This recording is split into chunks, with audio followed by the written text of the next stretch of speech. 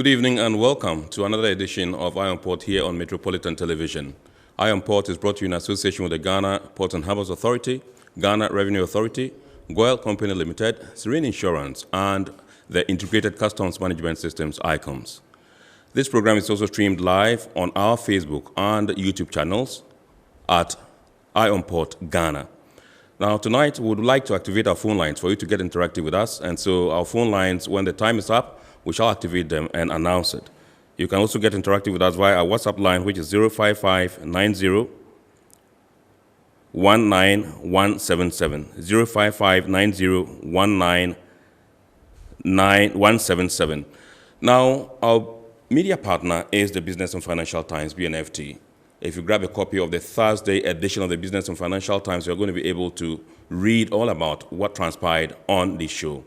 I also like to remind you that this show will be repeated on the Ghana television, that's GTV, on Wednesday night at 8:30 p.m. We'll go for a short break. When we come back, we'll continue the show. Every now and again, Goyle makes good things happen. This time, Goyle has introduced Super XP Ron 95, a higher grade fuel loaded with additives and yet sold at the same price as normal fuel.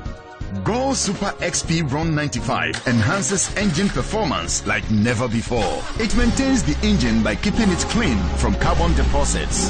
Goyle Super XP Ron 95 is designed to burn slowly and thus improves fuel economy, making you save money after several kilometers.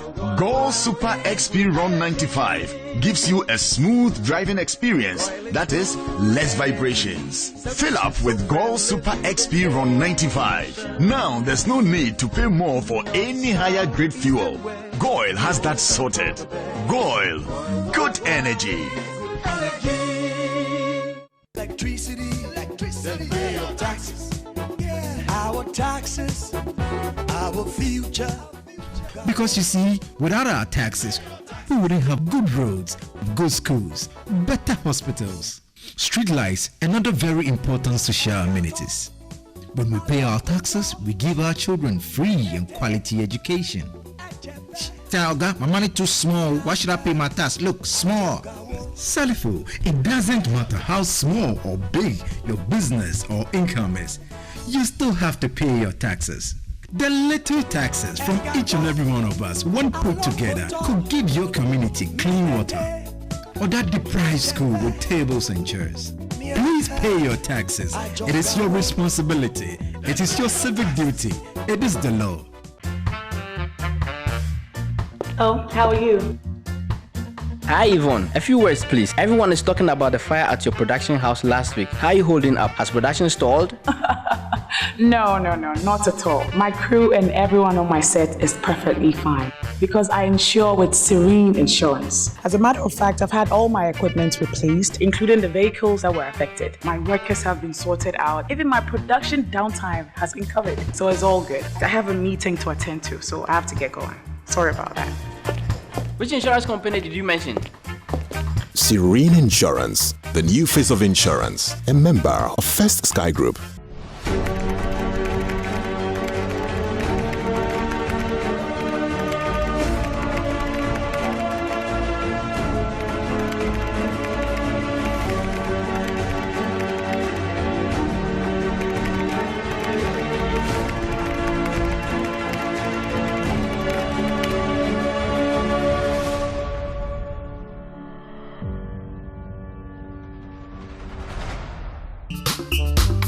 Utiliser les ports de Tema et de Takoradi, c'est avoir un traitement rapide et sécurisé de vos marchandises diverses en conteneurs, en sac ou en vrac, ainsi que tous vos véhicules en transit. Le Ghana a construit un parking bien pavé pour tous les véhicules en transit. Une nouvelle gare frigorifique pour le stockage de la marchandise congelée en transit. Avec un nouveau centre de traitement de données construit et la mise en œuvre efficace d'un guichet unique national qui permet aux données d'être accessibles par tous les intervenants, le traitement des dossiers dans les ports du Ghana est maintenant efficace et plus efficient. Utiliser les ports du Ghana, c'est profiter des systèmes de portes électroniques et d'exploitation des terminaux, ainsi que de la réservation des navires en ligne, entraînant ainsi un parc de camions fiable pour un acheminement de vos marchandises dans les brefs délais avec un suivi satellitaire jusqu'à nos frontières. Les femmes, à vous les honneurs. Les ports de Tema et de Takoradi célèbrent la femme. Que les bienfaits de cette célébration apportent plus de bénédictions. Ça, coronavirus, yare no yare esan pa. So obi nya bi na se opowa gu so ana se obinti gu so a utumenya yare ni bi. Okadi ni bahani onaka oyehila ekoji. Ohe banye do. Oba wulo. Ogo ba hunu. Oba chine. Ojamba wohe. Oba na sen kaka. Mekme musunchon. Mekme nuni enihi. Chiton boni nke je mo femo ba chon okadi na eko.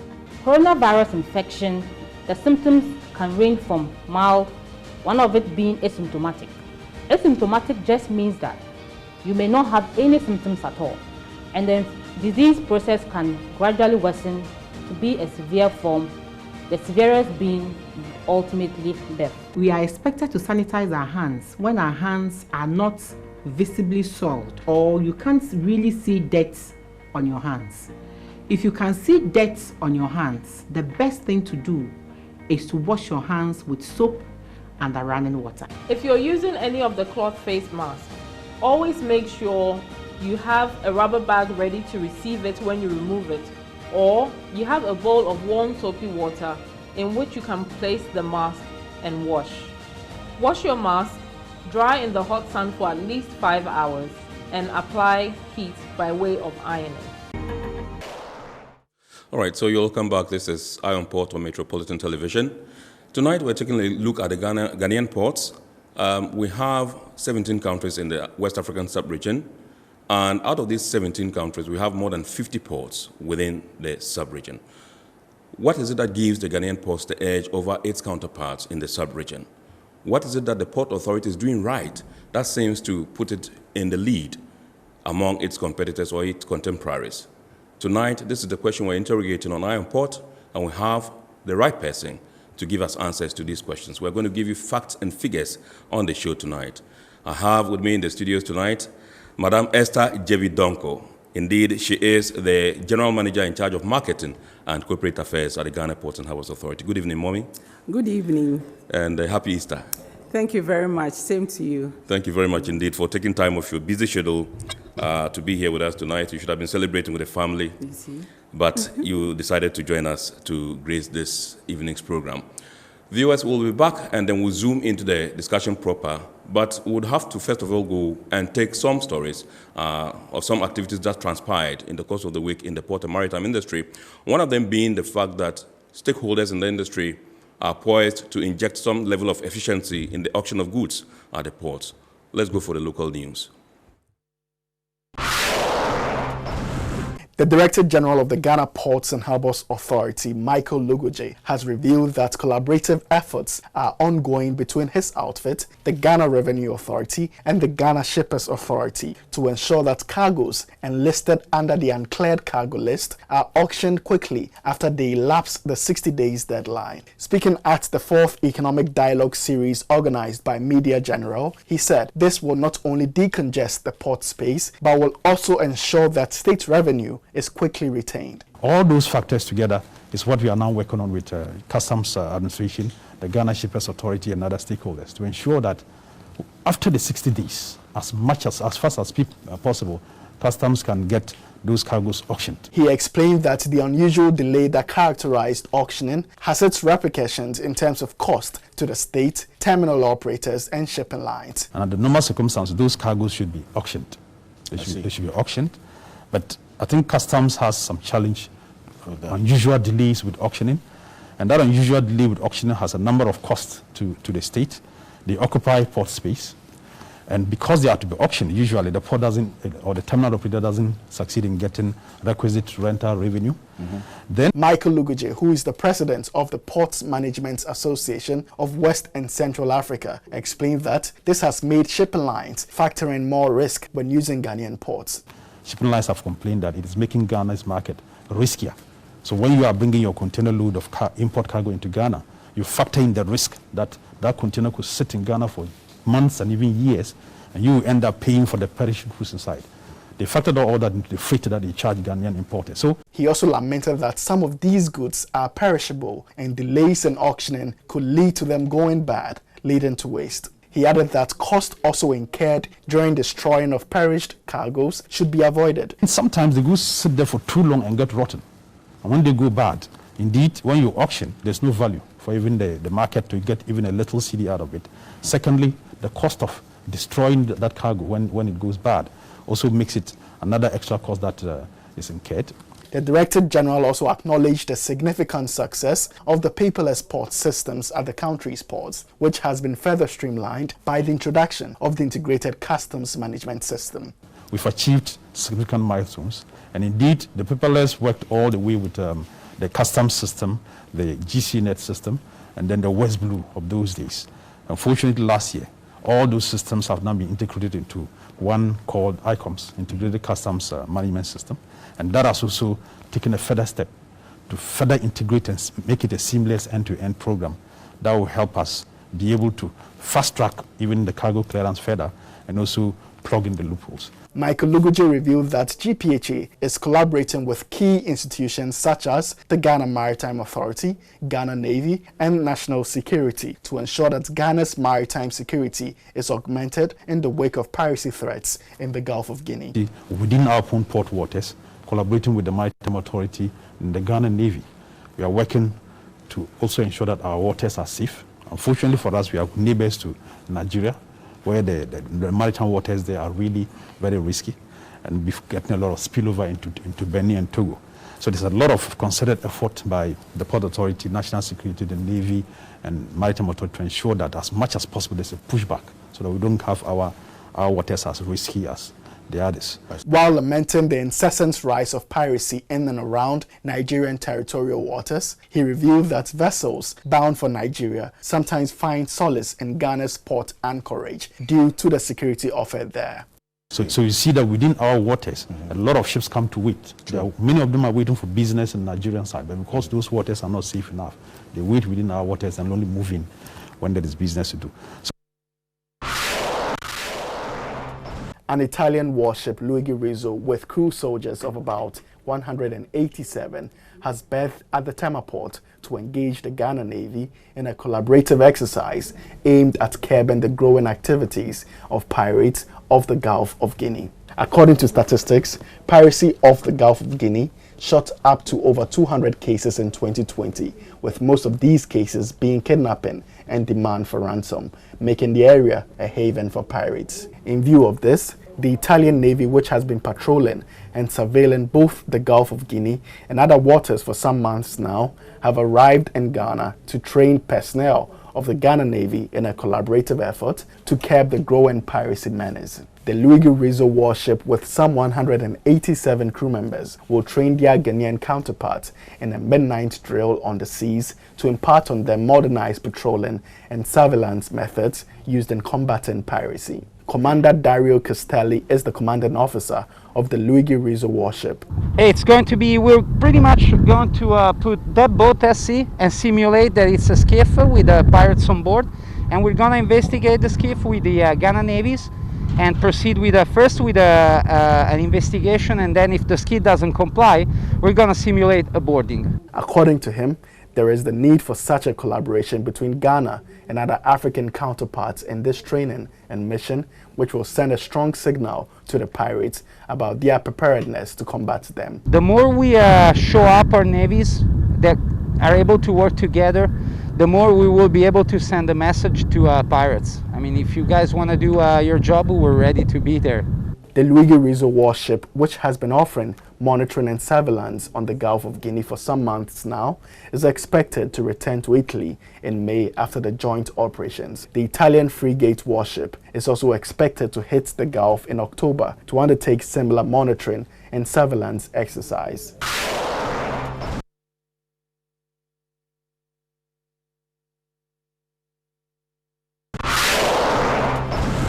Government has indicated its resolve to embark on initiatives towards improving trade financing and access to credit for the Ghanaian business community. Aim is to boost the nation's capacity for large-scale trading in the African Continental Free Trade Area. The Ministry of Trade will collaborate with banks and other financial institutions to establish special financing windows for products of strategic sectors and special programs such as the 1D1F initiative and the Strategic Industries Initiative.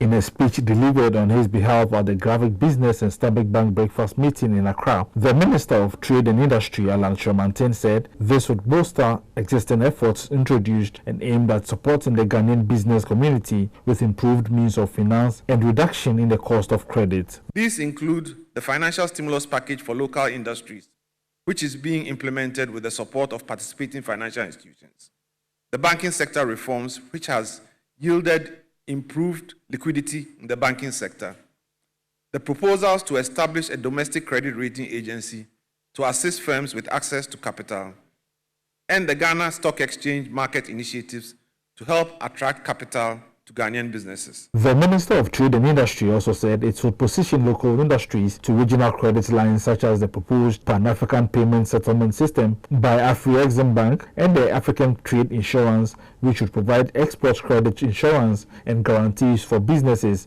in Africa under the AFCFTA. He also revealed that in order to provide adequate fiscal incentives for trading the AFCFTA, government has since 2017 removed and reduced a number of taxes such as the waiver of import duties for imported plant and equipment, machinery and raw materials for one district, one factory companies and companies operating under the Ghana Automotive Manufacturing Development Program. The minister disclosed that other significant incentives are bound to be introduced. He said Ghana as a country needs to address the weak institutional capacity, which is crucial to enhance operators in the informal sector to harness the experience and know-how to meet requirements for successful export. Projects such as the Trade-Related Assistance and Quality Enabling Program (TRAC) has contributed significantly to the retooling of laboratories of the conformity assessment bodies and regulatory agencies such as the Ghana Standards Authority, the Food and Drugs Authority, the Plant Protection and Regulatory Services Authority. Alan Shomantin also said under the National Action Plan,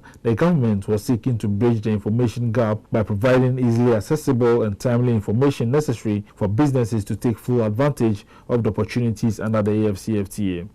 The Ghana Export Promotion Authority and the National AFTA Coordinating Office have therefore intensified their activities under the One-Stop Shop Market Hub for the provision of integrated relevant export trade information, including linking the hub with the African Trade Observatory, which has been established as one of the operational instruments under the AFTA.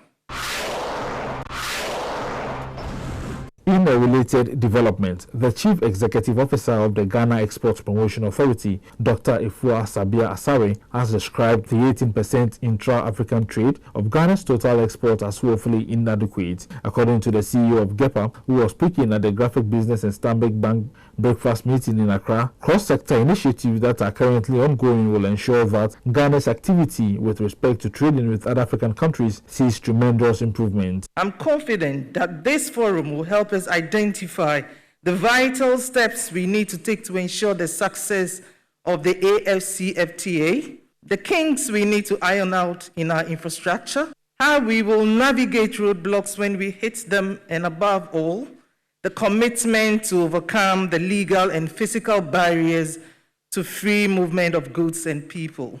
Dr. Ifua Asare said regional roadshows throughout the 16 regions of the country have been embarked on to sensitize stakeholders on the National Export Development Strategy. She said the comprehensive document has relevant input from government, private sector, academia, civil society and the media, adding that when fully followed through with, it will catapult the Ghanaian exporting industry to success. Within the National Export Development Strategy, there's a portion dedicated to a list of interventions on how, together as a nation, we can effectively position Ghanaian export goods and services in the African Continental Free Trade Area. She added that it is also imperative to augment the capacity of women traders in the country, who represent 65% of the SME space, as it is a sure way of positioning the country for success in intra-African trade. With women-owned businesses dominating 65% of Ghana's SME space, it is no wonder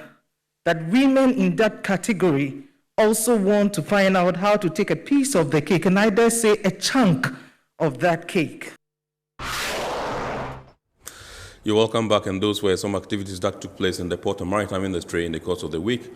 Later on in the program, we shall bring you some international news. But for now, we are coming straight into the studio to start with the discussion tonight. And we're taking a look at the ports of Ghana and how they have managed to outwit their competitors in the sub-region and seem to have taken a competitive advantage over them. And I introduced my guest to you in the studios, Madam Esther Jebidonko. She is the General Manager in charge of Marketing and Corporate Affairs at the Ghana Ports and Harbours Authority.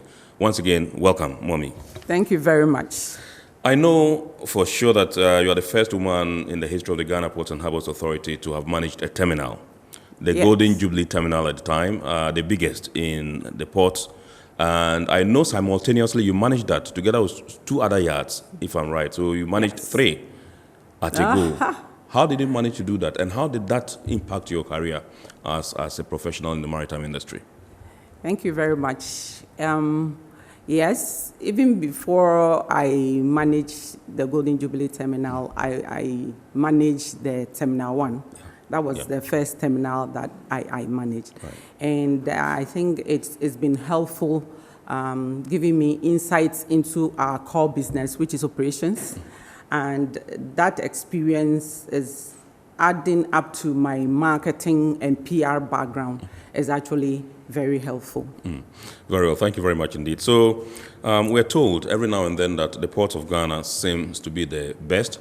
And I know that there's a desire to make Ghana the trade and logistics hub. And so I want to find out from you whether indeed our ports are the best in the sub-region. Thank you very much. Let me take the opportunity to say good evening to our viewers, and then also to wish them happy Easter, although it's evening of Sunday. Absolutely. Tomorrow is still in the festivity mood, so happy Easter to everybody. Yes, I'm not too sure whether I want to say that our ports are the best, especially this evening, where I have a challenge of providing statistical evidence in all the areas to support that assertion. Right. I don't know whether the ports in the sub-region intentionally for strategic reason doesn't want to put out all the information on them out there, so it is a bit difficult to get the information to do that. But I can say for sure that the Port Authority in Ghana is working towards making the ports of Ghana the preferred ports in the sub-region. As you rightly said, our vision is to be the leading trade and logistics hub of West Africa. So, of course, we have been trying to put in place all the strategies that will enable us to do that, or to become the preferred choice in the sub-region.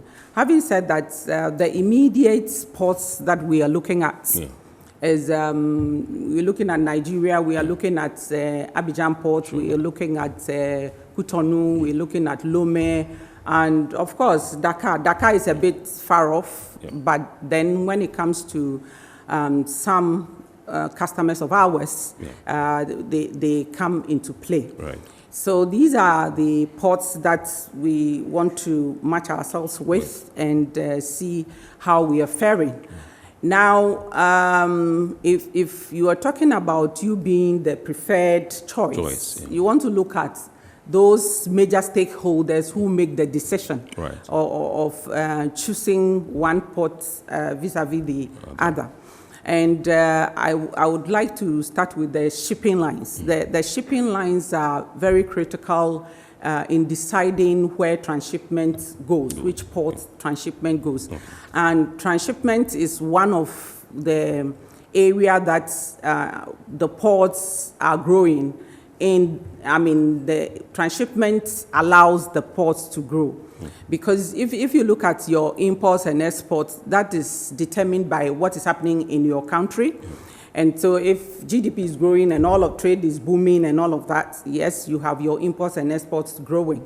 But then it grows, get to a point where you more or less become a bit stagnant. Okay. The rate of growth is not that high. So you are looking at, in the port sector, we are looking at two major trade types that can increase the port's growth. Right. And one of them is transshipment. Right. And the shipping lines more or less determine where they want to use as the hub for the transshipment trade. And the lines would, of course, want to look at the adequacy of infrastructure and equipment at the various ports.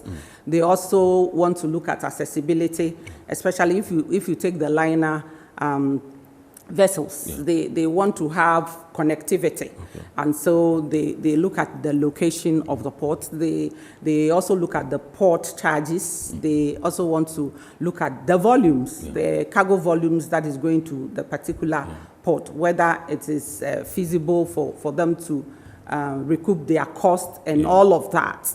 They look at all of those things. And then they also look at the port efficiency, where you're looking at the port administration, the customs administration available, and the port efficiency on the whole. Then the port performance and productivity and all of that, they want to look at it. And then also, of course, they want to look at the security of the ports. So yes, we just saw in the local news the news on the pirates. Yeah. And that's very crucial also for them. And they look at all those things to determine the ports they want to call at.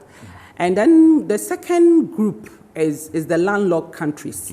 And that is the countries that don't have the seaports, and they have to use the neighboring ports in the sub-region to be able to transport their cargo that is to go through the sea to their various countries.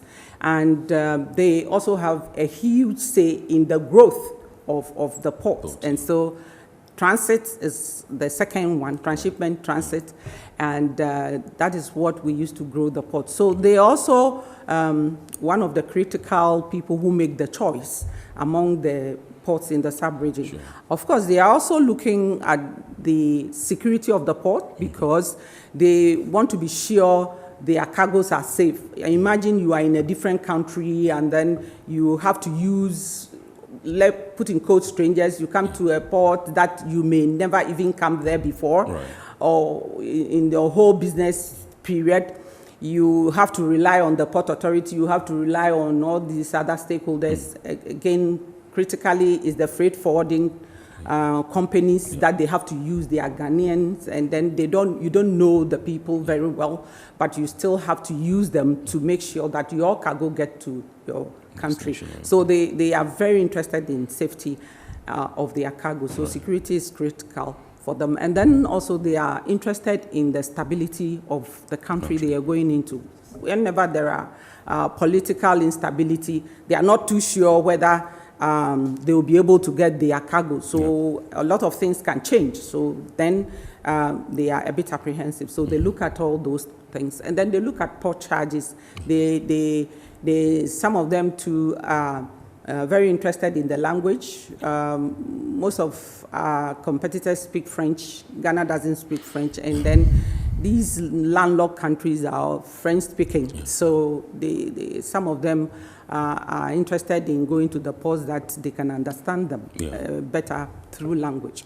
And then some of them also look at the distance between their country and the port that they want to use. Warehousing facilities is also one of the critical things that they look at, because they bring the cargo and sometimes they are unable to get trucks to send all away to their countries at the same time. So they need the warehousing facilities. So those are some of the issues that or determinants or criteria for the landlocked countries also to choose a port.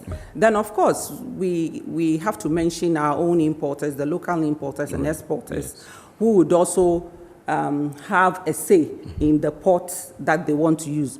Even though I must say that critically, most of our local importers and exporters will use the port in the country, of course. But we have a few, and later I'll demonstrate to you. We have some who have ports in their countries, but would use other neighboring ports. Yes, I'm sure you've heard before that sometimes people will say that, oh, some of our importers use the Lome port and that kind of thing. So yes, they also determine, and they normally would look at the port charges, the efficiency, which would obviously reduce time and cost to them, and then the kind of lines that are coming to the port and all that to determine. Then finally, the other group that I want to look at, which is also a critical group, is the foreign investors. The foreign investors, they also have to make a choice on the ports that they want to use, especially if you take a look at those ones that are in the free zones enclave. The concept, the free zone concept, is for them to bring in the raw materials, produce, and export about 90% of the item that they have produced. So obviously, they want to look at the ports that have the infrastructure to handle them, the ports that is, the proximity is close to where the enclave is. They want to look at, the port charges to be able to determine whether they want to come and establish their industry in Ghana or in any other ports in the sub-region. Of course, it's not only the free zones, even those who are coming to do manufacturing. Sometimes the kind of raw materials they bring in, some equipments and all of that, they want to be sure that the port has the necessary infrastructure, equipments to handle it. So having said these criteria for these major groups that will have to make the choice, I would now like to share with our viewers some statistics and data that I've been able to gather. I've mentioned it already. It's a bit difficult, so just something. Then we can deduce whether our ports are the preferred choice or not. So we can now look so at them. we'll get the figures, but whilst I move to the screen to show the figures to the viewers, you mentioned the issues of transshipment, port charges, volume of cargo, port efficiency, and port performance and productivity are some of the things that the lines look at. Yeah, so where are we in Ghana in terms of these? If you take infrastructure and equipment, especially in the area of container handling, we are up there. We're on top. We're on top. And then you look at other issues like security of the ports and cargo. We are very much aware that the neighbors, Nigeria, Lome, Benin, Cote d'Ivoire, Congo, Guinea, they are experiencing the piracy more. But Ghana, we are lucky, few are coming in, but you can see that we are mobilizing all the forces that there is to try and deal with it. So yes, the security of the port, and then port costs. Yes, we are very flexible in our tariff. We do give concessions depending on the cargo quantities you are bringing in and all that. We have had some discounts for shipping lines sometimes. That is also an advantage for us. We also have the responsiveness to our customers' needs. That is also another strength that we have. And the port efficiency is something that we were a bit late, but where we are now, I think that we can also boast of the gains that we have made in those areas. Very well. Thank you very much. So we come to the screen here, the figures that Madam has been able to put together. We have infrastructure, and like she mentioned in her submission, we're comparing the Ghanaian ports together with our neighboring countries, and we're doing the port of Côte d'Ivoire, that's Ivory Coast. Yes. And a few others as well. I've chosen, let me say that I've chosen Abidjan especially to compare with Ghana. Because if you take Benin, Benin is a small port. They are not very close to us. Yes. And then Lome, if you take out the transshipment, which I agree that we are now coming up, Lome port is also nowhere near us. The leading ports in the sub-region used to be Abidjan. Right. That is why I have chosen Abidjan to actually compare with. And then also I was able to get a number of the indicators around, so that makes sense. So when you come to the port of Abidjan, in terms of infrastructure, we have the quay length, which is 1,000 meters. We have the draft, which is 11.5 meters. We have the berths. They have 5 berths in that port. We have container stacking yard, which is 34 hectares. Yes. We have ship-to-shore gantry cranes, 6 of them, and the capacity is 40 to 60 tons. Yes. Yes. And then we have the RTGs. That's rubber-tied gantry cranes, I guess. Yeah. Yes. So they have about 16 of those ones. That's 40 tons. In capacity. Yes. Now we come to the Port of Ghana, the MPS Terminal 3. We have the quay length, which is 1,400 meters. And we have the draft, which is 16 meters. Yes. We have the berths. We have 4 berths there. Yes. We have the container stacking yard, which is 660 hectares. Yes. We have the ship-to-shore gantry cranes, 7 of them, superpost Panamax. And Yes. these are modern, cranes, gantry cranes. Can handle any kind of the third generation Cargo. Vessels, yes. Vessels, yes. All right, so and then we have the rubber tie gantry cranes, 20 of them. Yes. And the annual capacity of the MPS, that's Terminal 3, is 2 million 20 equivalent units, that's TEUs. TEUs, yes. And so that's just massive. If you compare the two, it means that the MPS Terminal 3 alone far, outshines our neighbor Ivory Coast. Yes. Okay. So we move to... and then we still have Gpha Terminal 2, which is also handling about 20% of the container cargo. And so if you come to Gpha Terminal 2, here you have the quay length, which is 574 meters. The draft is also 11.5 meters. We have 2 berths. We have a container stacking yard, which is also 24 hectares. And we have the cranes for HMC. Is it Her Majesty's Carter something? Harbour Mobile Cranes. Harbour Mobile cranes. Mobile cranes, okay. Yes, all right. mobile cranes. Okay, so 4 of them over Yes. there. Yes. And so let's move to the indicators and statistics. So before we move there, Yes. I just want to make the point that if you take Lome Port, Yes. like I said, they have 2 terminals there. The Togo terminal, Yes. which is for Bolloré, Right. and then they have the Lome container terminal, Yes. which is for MSC. MSC, okay. And I said already that the MSC terminal is well equipped for transshipment, Right. and I just want to let our viewers know that the infrastructure there is a bit comparable to the MPS terminal. In fact, they have a 16.6 meters draft. Okay. And the gantry cranes, they have 9. And then they have, I think, 22 of the RTGs. Okay. So, yes, so when it comes to transshipment, we are nowhere near Lome. They are ahead of us. We want to acknowledge that. Right. So the Port of Abidjan, in terms of cargo tonnage, that's indicators and statistics, transit trade, Port of Abidjan in 2017 did 2.03 million tons. In 2018, it did 1.6 million. In 2019, it did 20.3 million again. Now, Burkina Faso did 1.2 million in 2017. It did 1.1 million in 2018. And in 2019, it did 1.2 million.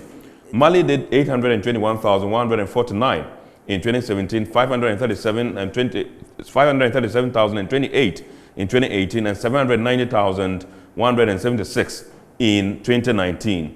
Niger did 6,000, woefully. Niger did 6,107 in 2017, 1,000, absolutely woefully, 308 in 2018, and 990, that's a dip, drastic dip, 992 in 2019.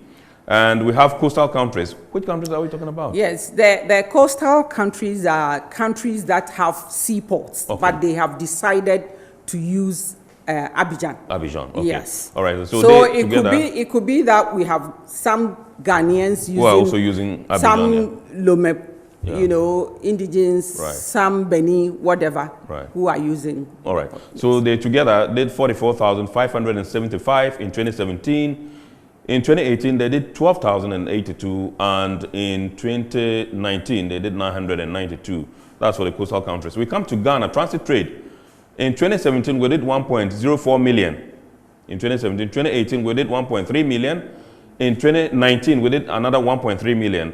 And in 2020, we did 1.5 million. So I think we did very well in 2020. Yes. 1.5 million. And that's We are when, growing. Yes. We're growing steadily. But we thought we would have dipped in 2020 because of COVID. Yes, but we went up. Wow. We went up. Wow. Yes. All right. So That tells you a story. Yes. That tells you a story. Okay. That even with COVID, yeah, we are growing. Absolutely. So of course, the preferred choice. Definitely. All right. So Burkina Faso did 900, and that's in 2018. There are no figures Yes. for 2017. So in 2018, Burkina Faso in transit trade, it did 931,665. In 2019, it did 865,370. And in 2020, it did 959,069. Mali in 2018 did 84,101. In 2019, it did 195,712. And in 2020, it did 237,705. That's an appreciation Yes. from, in the Yes. subsequent years. Now, Nigeria also did 34,811 in 2018. In 2019, it did 23,076. And in 2020, it did 28,000. So it has dipped, rather. Now, coastal countries together did 200,552 in 2018. In 2019, they did together 178,336, and in 2020, 229,650 over there. Okay, so Ken, hold on, let me make a point. Kindly draw down a bit for me. Yes. The total transit is, I have tried to break down the total transit. So I give you a picture. Right. And that is why I have shown the Burkina Faso, Mali, Niger, and then the coastal countries. Yeah. The coastal countries, as I explained, are countries that already have ports. Yeah. But then their indigents want to use other ports. And when you look at what is happening between Ghana and Abidjan, it tells you that we have people who have seaports in their countries coming more to use our ports. Yeah. So there's something special about our ports that is making them to come. And out of our figures that we have there, I can tell you for a fact that Abidjan is the highest in there. Yeah. And then we have some people coming from Lome, a few from Benin. We Right. don't have any from Nigeria, and they make up that figure. So look at it, compare it to what Abidjan has. It tells you that there's something special about the Ghanaian ports that is making What people... is the special thing, madam? The special thing is those things I've told you. We have the facilities, Yes. we have the equipment, our charges are preferably cheaper. The other incentives that we give to them, like the warehousing facilities, we have some special arrangements. Those who bring in more transit cargo, we have given them 60 days instead of the usual 21 days that we have for them. And some other, we have been doing a lot of marketing promotion. We go to these various countries on trade mission to speak to them, to listen to them, try and come and solve their needs. Right. And then our ports have become efficient also. With the paperless and icons on board and all of that, our ports have become very efficient. And so this is making them come to Right. use our ports. Now, I know GPHA have embarked on several trade missions in some of the African countries. Do you think that also contributes? Yes, that's what I said. That trade missions that we have right. gone in the landlord countries Right. is That's boosting. it's also a contributory factor. Yes. Right. Yes. So let's take a look at transshipment. The port of Abidjan, I think they whipped us well, if I get the figures right. So the port of Abidjan, total transit, in 2017, they did 1.2 million in transshipment. In 2018, they did 572,513. In 2019, they did 170. Now, that's the containers. Transshipment containers, yes. The first one is, the Abidjan one has to do with containers, oil products, and then general cargo. Okay. I separated the containers so we can see. We are talking about the container. Yes, so the container transshipment for Abidjan in 2017, it was 20,814. 20 equivalent units, TEUs. Yes. And in 2018, they did 18,145. And in 2019, they did 13,217. Now, I come to Ghana, total transshipment, 28,261 in 2017. In 2018, 15,669. In 2019, 90,158. And in 2020, 602,788. That's an appreciation. Yes. You know, if you look at the years that ensued. So let me make a comment on this one. And like I said earlier, we cannot play the ostrich by saying we are doing very well in all the areas. Transshipment has been a challenge to us, and it was because we did not have the required space. You need a lot of space because the big vessel, the mother vessel, will bring a lot of containers. You offload, keep it in the port, and then the feeder vessels come in, and then you load them on it. And we didn't have space. If you take MPS Terminal 2 and Terminal 1 in the past, we didn't have enough space to be able to accommodate the transshipment. So our neighbors took advantage of availability of space to do that. And so they were all leading us in the transshipment trip. Right. Now we have MPS Terminal 3. We also have Terminal 2 available. And so we are growing. And all the infrastructure, you know, that we have already looked at.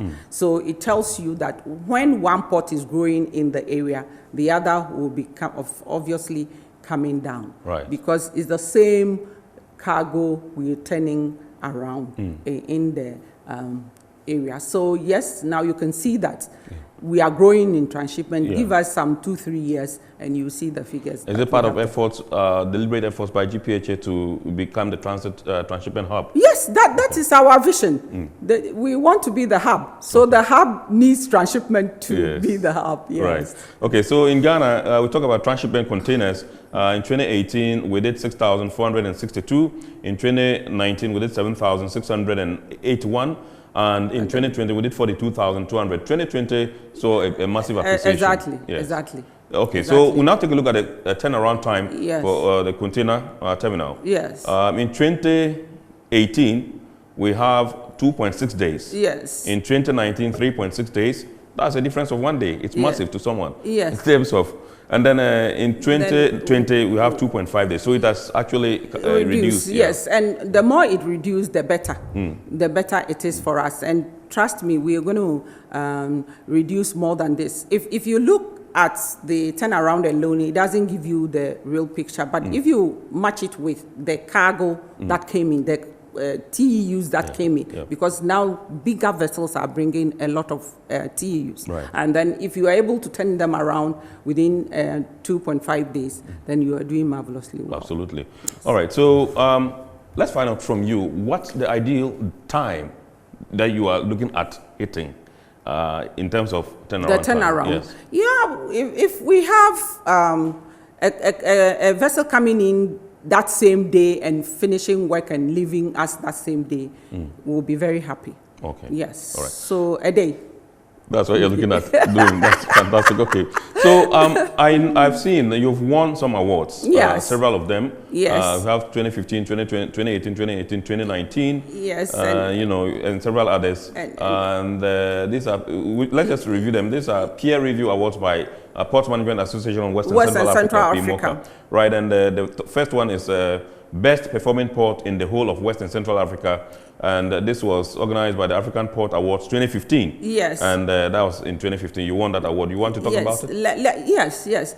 You know, I'm showing this to indicate to our viewers that if you have your peers, all the ports I mentioned, they are part of this association. And we have an independent consultant that does, you know, bring up the criteria. They do that as a committee that does the assessment, and then you're able to win such awards as it gives you that indication that you're doing well, and that is why I'm showing this. So we have become the best performing port in 2015, and I recall that same year, MPS, then Terminal 2, they also won the best performing container terminal operator award in that 2015.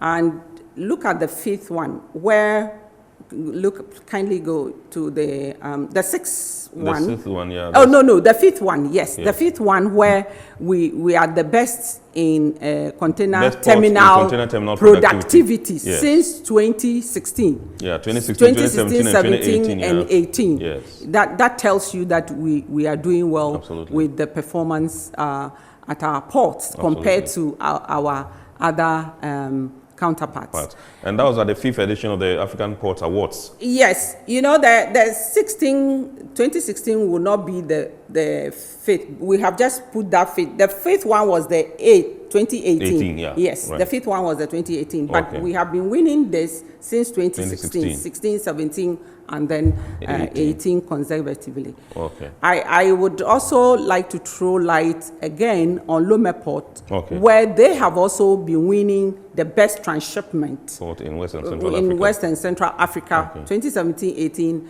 and 19. Yes, because of course of the MSC terminal they have. Right. There. So let's come back to the other awards here. We have number 2, Best Port in Management Information System in the whole of Western Central Africa. This was at the 4th edition of the African Port Awards 2018. Yes. How come? Yes. Information systems. Yes.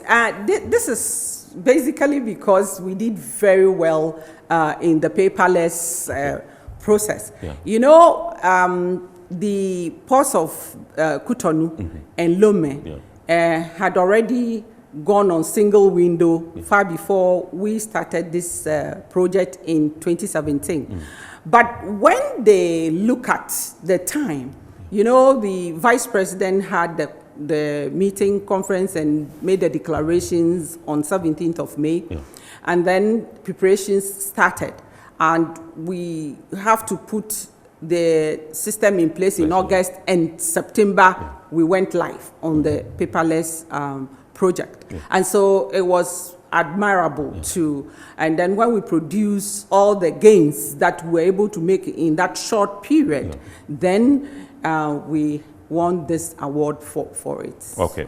So award number 3, Incentive Award for the Tema Port Expansion Project, 4th edition of the African Port Awards. That was also in 2018. Yes. Yes. And I believe that was when the port expansion was ongoing. Was ongoing. Yes. And when they look at the reclamation, if you look at the reclamation and then these the other infrastructural facilities that we were going to provide for our terminal, which we've already reviewed. We are looking at length of 1,400 meters and all of that. Of course, you can see that then by the time we are done, we'll be the top. So that is what gave us that. Right.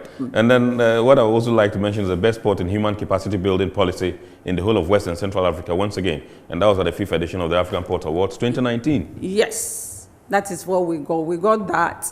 And then, yes, we got that for 2019. Right. And we are proud of ourselves. We take good care of our human resource training and everything. And the human resource is also very efficient. Yeah. So we have to provide statistics on our labor efficiency and all of that. Right. And that earn us this award. Okay, so that was it. You saw the performance of the Ghanaian ports vis-a-vis the port of Abidjan, which Madam wants us to make comparison to, and you saw the difference. The figures were there. You saw them clearly, and you realized that Ghana is not doing badly. Not at all. Not at all. Absolutely. At this juncture, let me remind you that you can get interactive with us by sending us your WhatsApp messages on our WhatsApp line, which is 0559 019177 0559 019177. You can also call in and get interactive. Ask Madam some questions. If you have anything bothering your mind, this is the opportunity you have to be able to raise them and let her give you some answers. Our phone in number is 020-552-8353. 020-552-8353. And then you can get interactive with us. You can ask Madam some questions, and she'll be glad and willing to provide some answers to you. Maybe these are questions that have bothered your mind over the years. Today you have the opportunity. The main woman is here, and she'll do justice to the questions. So you have some key things that you want to place your hands on, Madam, and tell us that these are the competitive advantages we have over these ports. Thank you very much. I think that I've mentioned some already, but I'll try to summarize them. Mm-hmm. First of all, we are strategically located, especially Tema Port. We are on the Greenwich Meridian, and so accessibility, as I mentioned earlier on, is perfect for all these liner vessels so that they can have connectivity in the region. So that's number one. Then we have modern port infrastructure and equipment. We've demonstrated that already, and I think that we are leading now. And we also have customs procedures review. I mean, we're pursuing the single window, and we are doing well now. It's reduced the time of clearing. And vessel import turnaround is also perfect now. And so, yes, that is also one of our strengths. Mm-hmm. We also look at the port charges. I've said it already. That is also flexible. Mm-hmm. Sometimes if you compare to some of the neighboring countries, their vessel handling charges are a bit lower. Than ours. Okay. But if you come to the receipts and delivery, which affects our local importers the more, ours is cheaper than, but if you put the two together in totality, generally, and then we are also very flexible with it. I've already also said that our security is very good, and labor efficiency is there. You can, port performance there, all these other waiting time, for example, I mean, it's perfect. If you take Abidjan, for example, they're having a huge challenge right now. The waiting time of vessel before they are even berthed is a challenge. And so let me say that they are also upgrading their container terminals so that they can accommodate and speed up these processes. So these are some of the I have said security already. As for security, I don't want to leave. I don't want to leave it out. We are the safest. Seriously, the Ghanaian ports and corridors. When there's a massive penetration of CCTV cameras in the ports. I'm telling you, CCTV cameras and en route to. I mean, we have the security. National security, they do their own thing, and the police, especially, they are on the road. When you take our transit customers, they make sure that their cargo gets to the border and enter their various countries safely.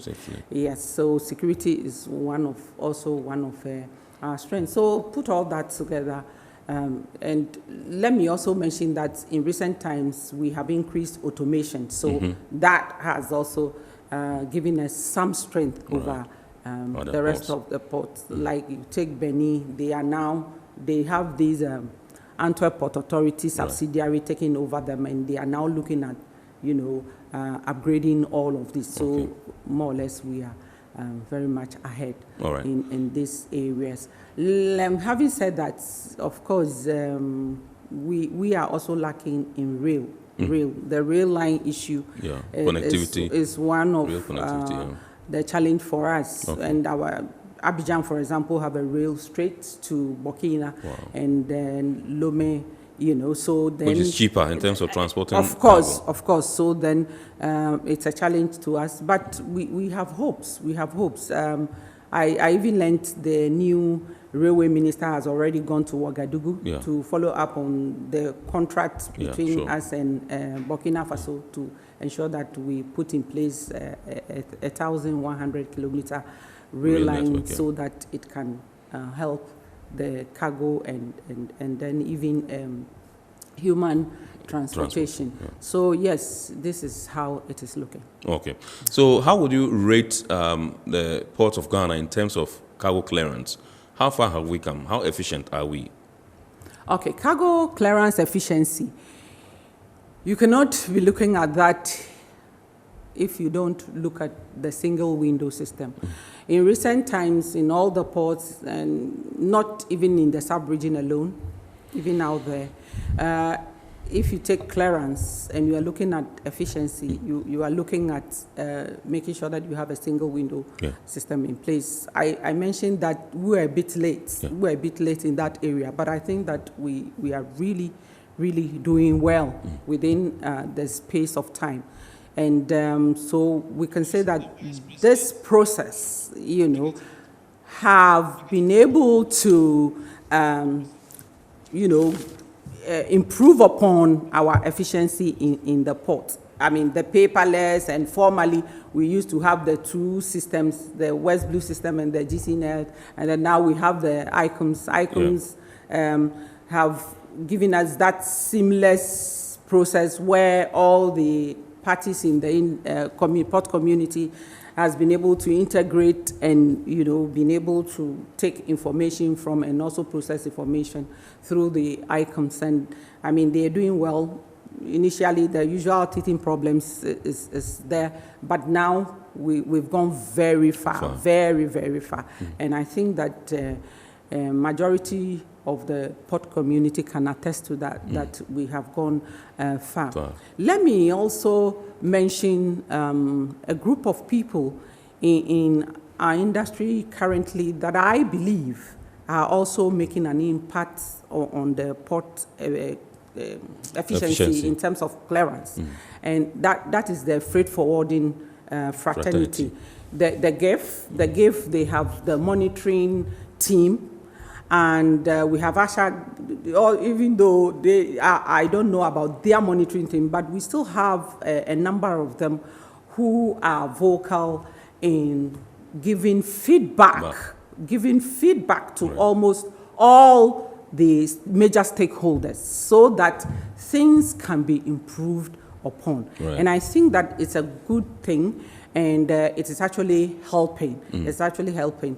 I mean, sometimes they run to go to the media, which is not the best, but I can tell you for a fact that they are making a lot of impact in-house. We have committees that they make proposals, and where things are going wrong, they quickly bring it up, and then, they propose solutions. They don't just bring the issues up, they propose solutions, and it is also helping. So at the end of the day, now we can say that the clearance processes have been refined. We have leave out a lot of manual things. We've automated the systems. The invoicing systems are perfect now. If you take GPHA, for example, gone were the days that before the paperless, people would have to come and queue at our revenue center for hours to just get their invoices to go and pay. But now you just make a request. That was about being my next question in terms of how easy it is for clients to pay. You make a request through ICOMS, and then you do your payments and things, and you can have your cargo. With this whole single window thing, paperless single window thing, we've also been able to do away with falsification of documents. In the industry, because we are all integrated and information is shared through the system, ICOM system. So you don't have that presenting papers here and there where you have the bad notes trying to falsify these documents and things. And cost of doing business on the whole, because of all these savings from delays all over the areas, has also improved. Okay. Right. So I know the Vice President intimated the fact that he wanted clearance time to be reduced to a minimum of 4 hours. How are we performing? What's the stage now? How far have we come in our quest to attain this particular, directive by the Vice President? We'll get there. That's an ambition. You know. Ambitious one, of course. Yeah, even at the time that the Vice President made that pronouncement, there was a lot of confusion around it. Yeah. People were thinking that all the process, even the pre-declaration process where you have to go through the classification and evaluation and all of that, is also part of the 4 hours. No. Yeah. What he meant was that if you have done those pre-evaluation and pre-arrival processes, getting your permits, and doing all those things, you can even do the declaration in advance, as it is now in ICOMS. You can do the declaration in advance and all of that. Then you can take 4 hours to clear the cargo the day you're ready to clear. Right. But people were looking at all the process from day one to the end. Now, I think that we are not there yet. We are not at 4 hours, but people are able to take their cargo the same day that they get to the port. So that's a good sign. Maybe as we urge ourselves on to improve upon the processes, I'm sure we'll get there one day. Okay. You are tuned into Metro Television, and the program is Iron Ports, and my guest in the studio is Madam Esther Jebidonko. She's the General Manager in charge of Marketing and Corporate Affairs at Ghana Ports and Harbours Authority. Indeed, we are discussing why the Ghanaian ports seem to be the preferred choice in the sub-region, and she's giving us facts and figures.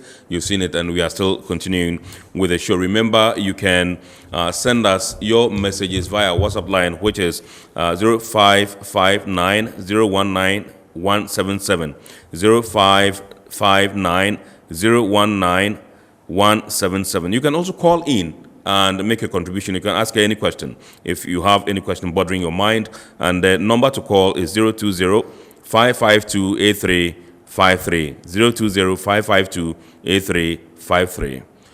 Now, we'll go for a short break, and when we bounce back, we'll continue with the show. Stick and stay.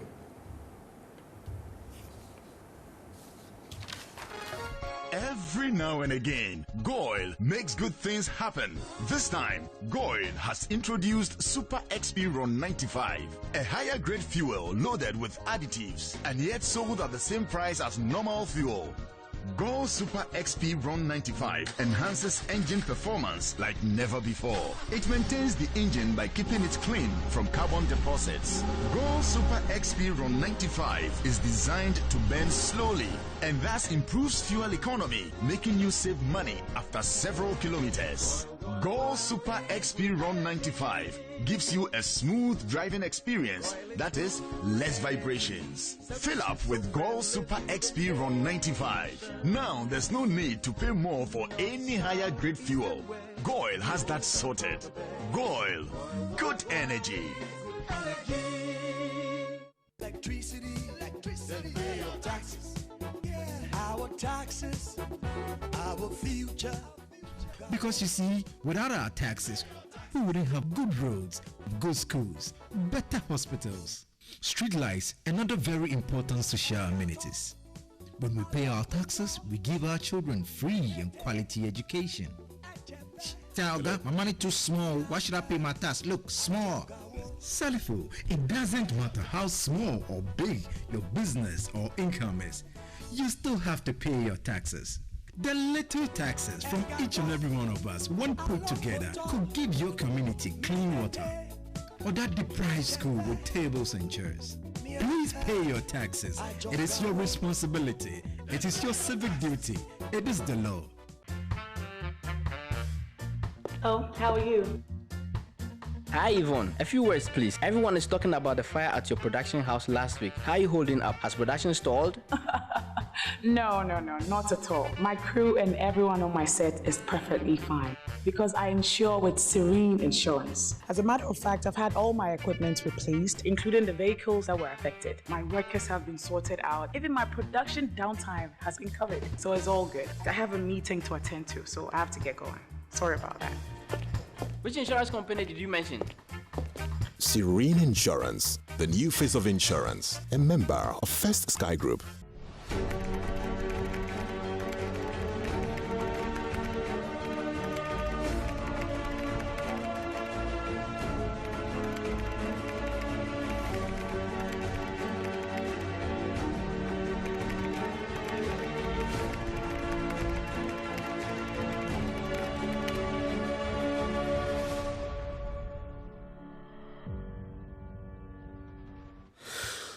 So you're welcome back. This is Ion Port on Metropolitan Television.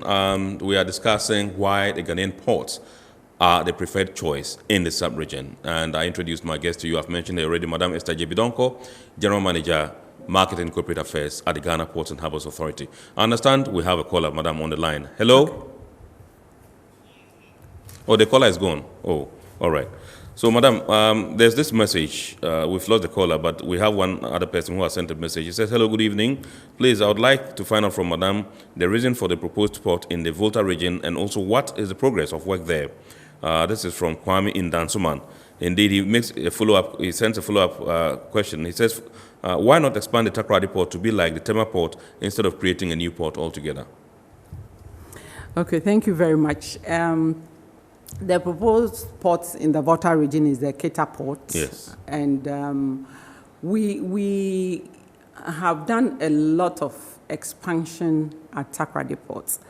And, you know, the port is situated based on the discovery of the market that we have there. Yeah. And also how it will serve the needs of that region. Right. That is how we determine where to locate a port and where not to locate a port. Takoradi, we have provided the facilities that they need to handle the cargo that have been discovered in Takoradi. In recent times, we have done a lot of developments in Takoradi port, having to build the bulk jetty.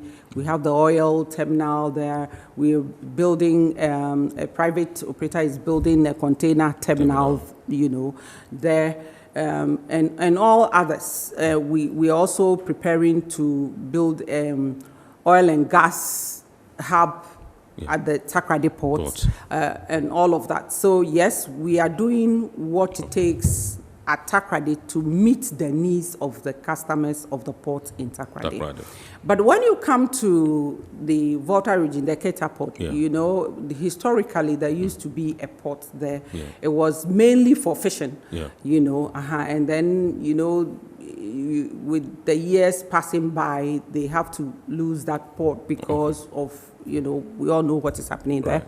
And now that there are oil discovery in that area, and then also we have one cement producer in that region, and who is actually using Lome port now.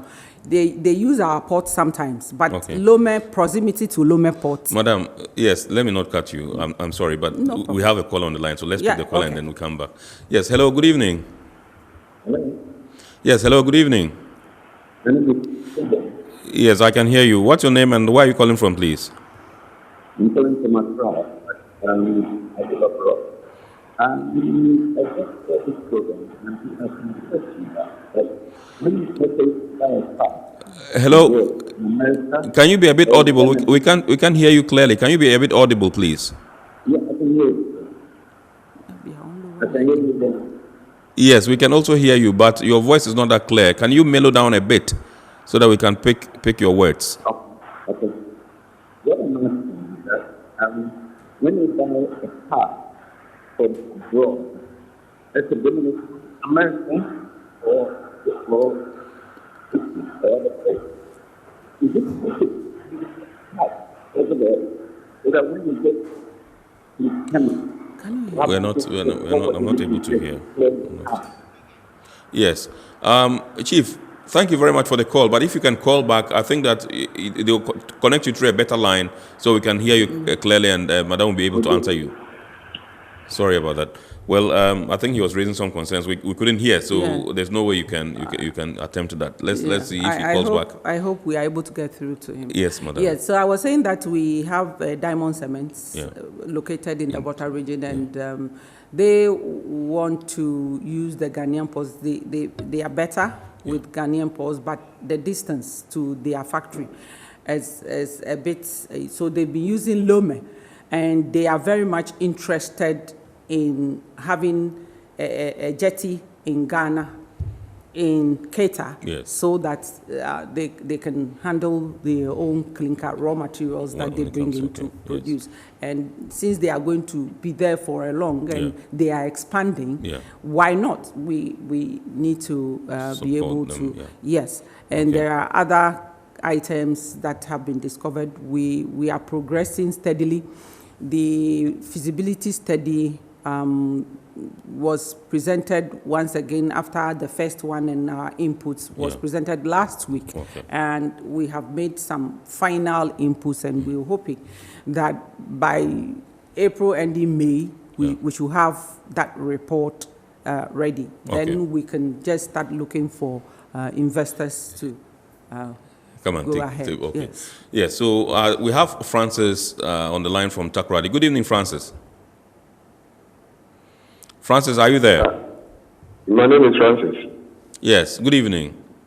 Good evening. Yes, what question do you have for Madam? Yeah, there is this question that is always bothering my mind.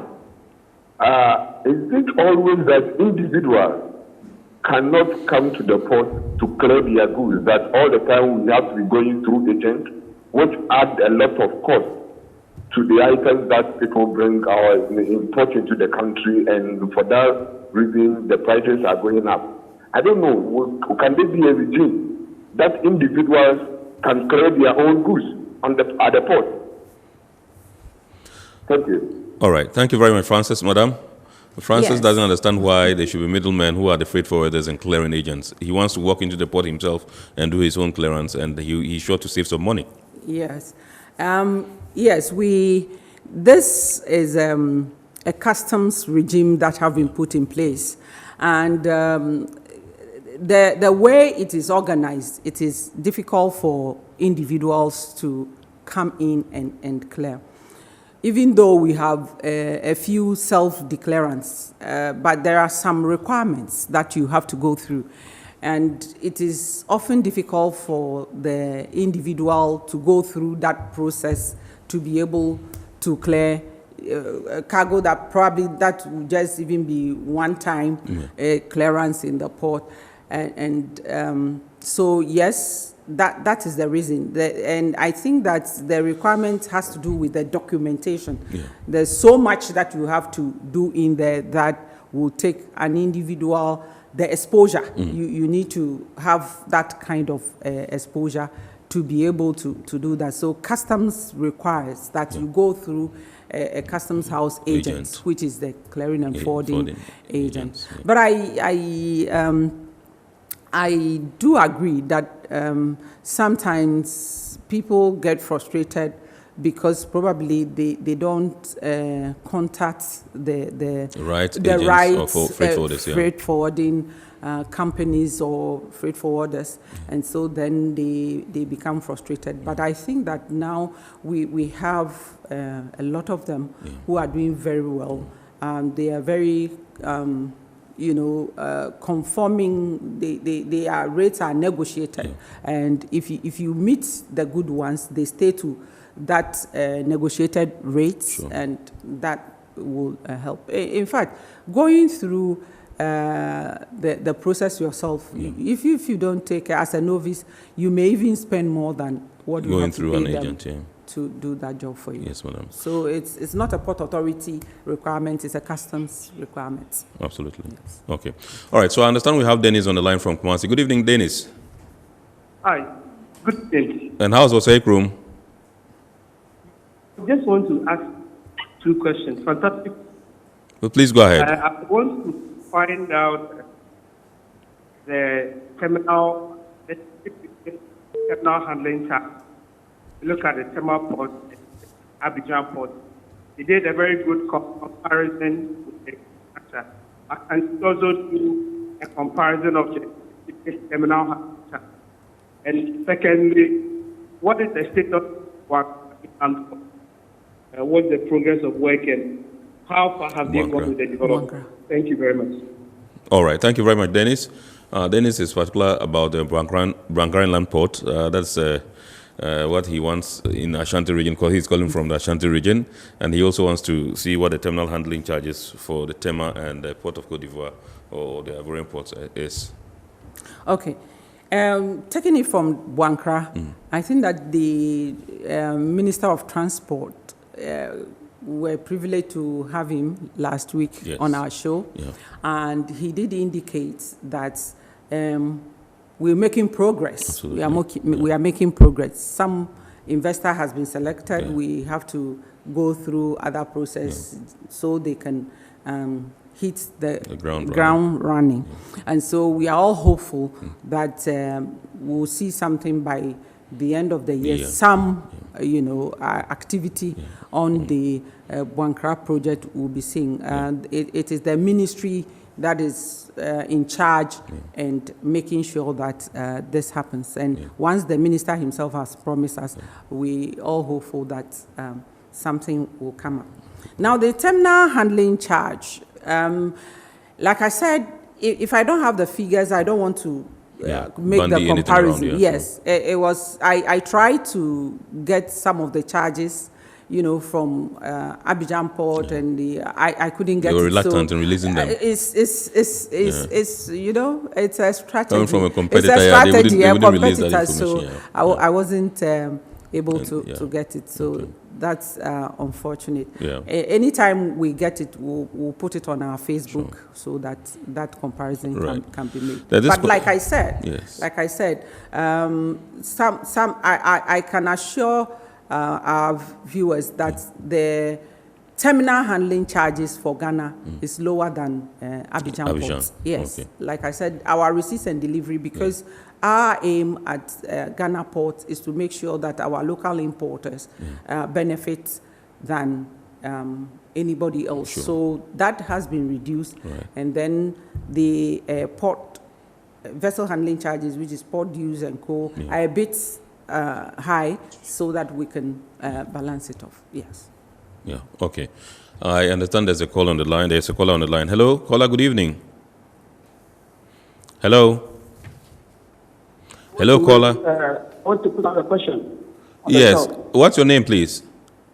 My name is Isaac, calling from Kashin. Okay, please go ahead with your question. Yeah, hello. Yeah, please, I wanted to talk about the... My name is Isaac, calling from Kashin. Okay, please go ahead. Yeah,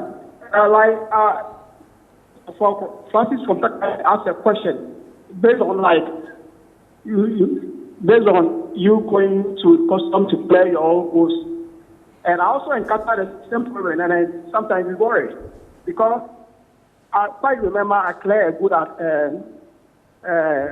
the airport, RMS, and they brought my goods. I pay almost 200 Ghana cedis. Yeah. And the custom and the agent is also taking 8 cedis. That is 8 million. The RMS people who brought the goods, they use their own plane, they pay their workers, and the agent is not doing anything, he's taking 8 million.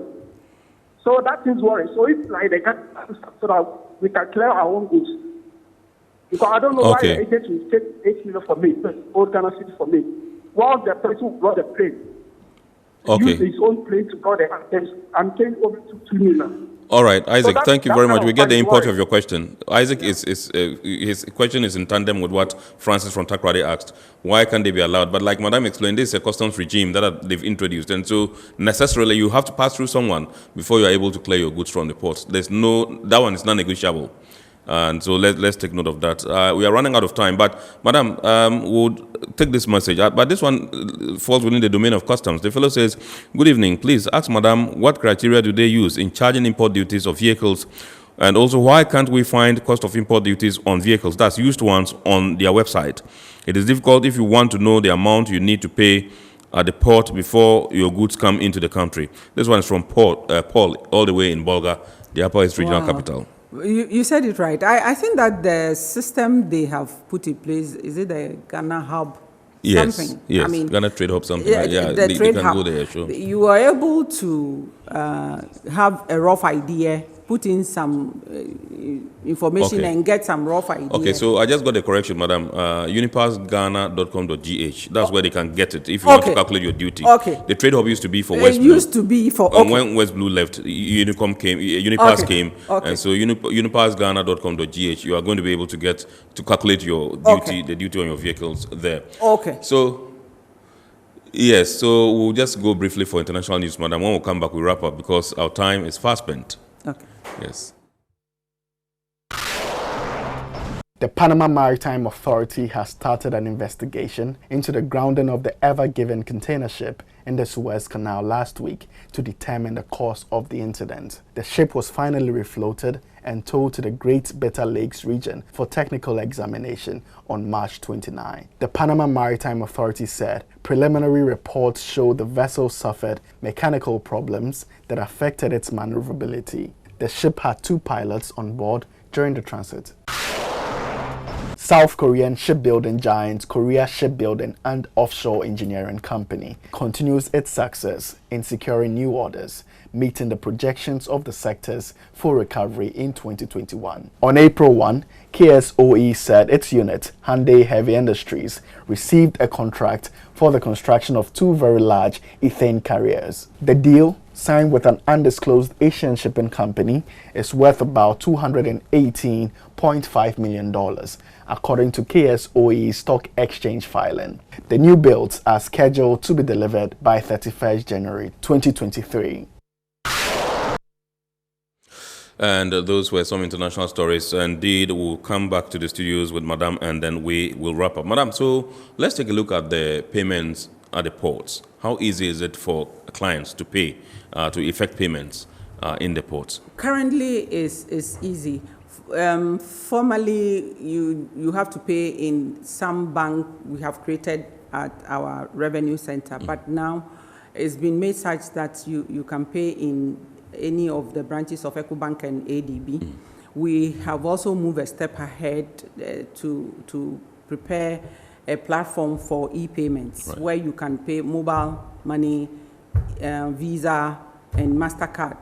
That we have tested it with some of our clients, and then we are going to sensitize the public and roll it on.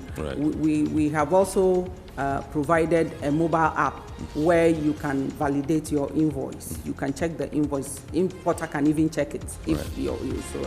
And then later we also want to look at where you can even calculate your own charges and pay. So these are some of the things we are doing to make it easy for them. Okay.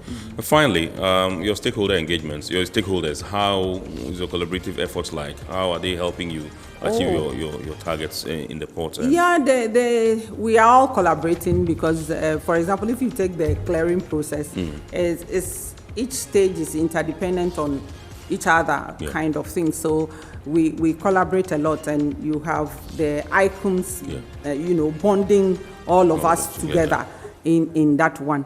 And then we also have in the security area where we are collaborating to fight the pirates, Navy, GMA, GPHA, police.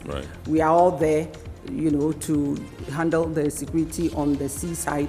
And then we have national security, we have and then GPHA and all the other security agencies have also formed the joint port, security, JPC. Yeah, sure. We have that one too, where they all look at these security matters, give information, intelligence, and all of that, and then we work together. We also work on committees.